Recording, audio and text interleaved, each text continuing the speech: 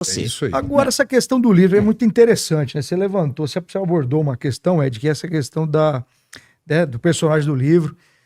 A gente vai para um universo chamado interpretação de texto. Sim. Isso naquela época. Mas e hoje? Como é que tá? Como é que você enxerga isso hoje, né, Eloy? Como é que tá hoje a moçada, a molecada, a juventude? Eu vou até colocar mais um pedacinho na pergunta do Márcio. Hoje com a internet, Sim. porque tudo é muito rápido, é instantâneo. Como é que você está vendo isso? Por exemplo, eu leio um negócio e dá aquele... Quero colocar duas coisas, então. Vamos lá. A primeira coisa é a seguinte. Interpretação de texto não é... Cada um pensa aquilo que quiser, como as pessoas pensam por aí. Sim. O cara fala assim, essa é a sua interpretação, essa é a minha. Só que não é assim, né? É ciência, né? Interpretar texto é uma ciência, como outra qualquer. Sim. Você não fala assim, 2 mais 2 são 4. Na sua opinião, não existe isso. Não existe Na isso. sua opinião. Hoje estão tentando mudar. Dois mais hoje dois são Estão tentando mudar isso Na aí. verdade, não. É. É assim, você Mas não dá para fazer ele virar 5, porque senão eu que acho que é 4, eu sim. fico triste. Eu me sinto um número ímpar e me isso. sinto preocupado. Não é isso. Não é assim que funciona. Interpretação é igual. Então, por exemplo, você pega um poema super conhecido do Drummond, pegar uma coisa elementar, básica, uma coisa conhecida que todo mundo conhece, das anos 30, do Drummond, que diz: no meio do caminho tinha uma pedra, no meio do caminho tinha uma pedra, no meio do caminho tinha uma pedra. Nunca me esquecerei desse acontecimento na vida de minhas retinas tão fatigadas. Nunca me esquecerei que no meio do caminho tinha uma pedra no meio do caminho tinha uma pedra, no meio do caminho tinha uma pedra. Bom, de onde a gente parte para analisar um poema como esse? Bom, o cara é Drummond, claro, o cara é Deus, um dos grandes do nome do século XX, se não o maior. Bom, o que esse poema diz, em princípio, é que no meio do caminho Tinha uma pedra. tinha uma pedra. Ponto final. A partir daí. Tinha uma pedra. O básico. Não é verdade? O Drummond disse, cara, no meio do caminho tinha uma pedra. E tinha uma pedra no meio do caminho, e aquilo marcou tanto minhas retinas que eu nunca me esqueci que no meio do caminho tinha uma pedra. Por si só, já é bárbaro. Por si só, ponto 1. Aí o que acontece? Interpreta isso como uma cebola. A gente vai tirando, são níveis de leitura, né? Então você vai descascando a cebola, você vai encontrando um nível mais aprofundado. Outro nível é pensar, metaforicamente, que essa estrada pode ser a representação metafórica da nossa existência. Vou caminhando e ao longo desse caminho eu topo problemas. Exatamente. Dentre os problemas, eu topei um problema tão grande, a tal pedra, que aquilo me marcou para sempre. Nunca mais esqueci. Tem um problema que marcou você para sempre. Perfeito. Se eu fosse consultar vocês com certeza têm um problema. E às vezes a gente vai para terapia justamente porque a gente não consegue demover essa pedra do meio do caminho de tão grande que ela é. Os obstáculos ali. Sim, uma pedra gigante. A pequena você consegue desfazer e tal, chuta, não sei o quê. A grande você não consegue. Mas eu posso ir além ainda. Ainda posso olhar o poema visualmente falando e perceber que ele escreveu assim: no meio do caminho tinha uma pedra. Tinha uma pedra no meio do caminho. Vejam, ele escreveu o poema de modo que um verso seja longo, um verso seja curto, outro verso seja longo. Dá certinho a ideia de um caminho visualmente com uma pedra no meio. Exatamente. Opa, já demanda que você tenha muito mais repertório para perceber isso. Muito mais repertório. Mas eu ainda posso ir arrancar mais uma casca de cebola. No meio do caminho tinha uma pedra no meio do caminho, é uma figura de linguagem chamada quiasmo, em português, que vem do grego kiasmos, que significa cruz. É quando você faz uma construção num sentido e a construção abaixo, usando as mesmas palavras no sentido contrário. Então, no meio do caminho tinha uma pedra, cruza. Tinha uma pedra no meio do caminho. E eu descasquei mais uma cebola. Mas eu posso descascar mais uma cebola, posso arrancar mais lá pro meio da cebola. No meio do caminho, se chama no meio do caminho, porque ele é um poeta modernista da primeira geração.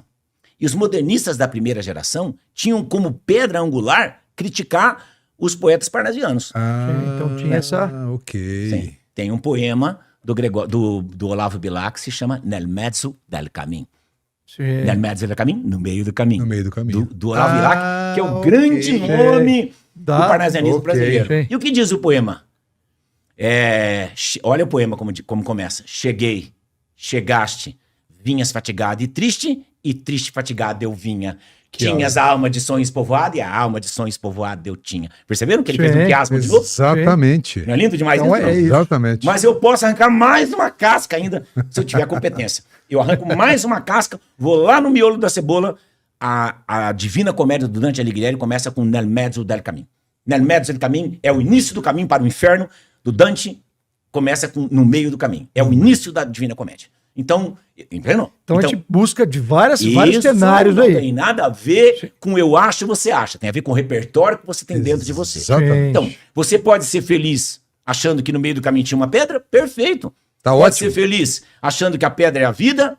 Pode ser feliz achando que tem a ver com quiasmo? Pode ser feliz achando que é uma referência crítica ao Olavo Bilac? Pode ser mais feliz ainda, o Olavo Bilac já tinha tido uma referência lá para trás. Então, isso não tem absolutamente nada a ver com eu achei ou deixei de achar. Tem a ver com o repertório cultural que você tem. Então, quanto mais você estuda, mais repertório você tem. Quanto mais repertório você tem, mais você pode descascar cebola e mais pode mergulhar profundamente na vida. É para isso que a gente estuda. Show. E aí, e complementando isso que você falou que é sensacional, que você falou uma frase que para mim, entrou na minha cabeça na hora.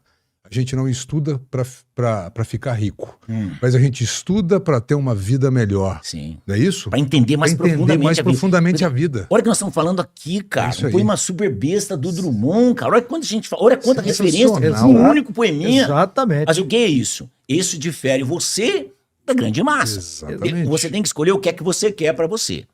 Essa é a primeira metade da minha resposta que vocês me perguntaram. A segunda metade sobre as pessoas que falam na internet, olham, nós temos um problema grave hoje. Parece que todo mundo hoje tem TDAH. Não tem, né? Mas parece que estatisticamente não tem. A menor parte tem, mas parece que tem. Uma característica de a pessoa que tem transtorno de déficit de atenção é a pessoa não esperar você colocar a sua fala e já tirando conclusão. Repara? Exato. A internet é assim.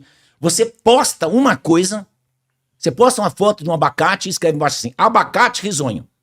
Na verdade, não. É. Aí o que acontece? O cara começa a descer o pau em plantadores de abacate, em agricultores, aí o outro fala do agricultor, já mete pau no trator, o outro mete pau no trator, o cara fala que o trator é produzido lá na Alemanha, aí o outro já fala que a Alemanha é nazista. Aí a gente fala assim, mas peraí, devagar, é um abacate dando risada, é só isso. É só isso. No meio do caminho de uma pedra. Era só no meio do caminho de uma pedra, não tem conexão. Então, às vezes, as pessoas entram nos meus posts, e aconteceu até uma coisa muito engraçada comigo, que eu fiz um post no LinkedIn, e o sujeito escreveu assim embaixo, você é um idiota. Cara, você é um idiota é uma opinião. Né? E um idiota, você é um idiota não significa nada. Você é um idiota, é a sua opinião, e a sua opinião ninguém pediu, então não significa nada. Né? Mas eu não vou discutir com o idiota, porque o Aristóteles disse que quem discute com o idiota é mais idiota ainda. Né? E eu não quero ser mais idiota ainda do que o próprio idiota. E ele escreveu assim, você é um idiota. E eu escrevi embaixo, kkkk. E o kkk me livra de muita coisa bacana. Quando eu não tenho nada, eu coloco kkkk. Aí eu coloquei kkkk, pra nerd é um riso potássio, né? É verdade. Aí tem o riso hélio, né? Não é assim, não? Tem um riso potássio, kkk. Pois é, eu dei um riso potássio pro cara, kkkk. O cara falou assim pra mim, eu te ofendi e você ri? Você não me ofendeu? Você não tem nem competência pra isso? Na verdade, não. Eu ri porque eu achei engraçado. O que você achou engraçado? A palavra idiota na sua boca. Me parece engraçado, na verdade. Mas eu não conheço o cara, não sei quem é ele. Nem sabe quem é. Você tá achando que eu sou o quê? Seu idiota, seu otário. Ele começou a falar, e eu kkkk. Eu kkkk. Foi longe. Ele escreveu kkkk, 2 linhas de kkkk. Ele foi ficando tão nervoso que ele bloqueou e apagou tudo. Ok. Ele não tava brigando comigo. É com ele. Ele tá brigando com ele. Exato. Claro que ele tá brigando com ele. Ele me encontrou e queria um oponente, mas não vai ter como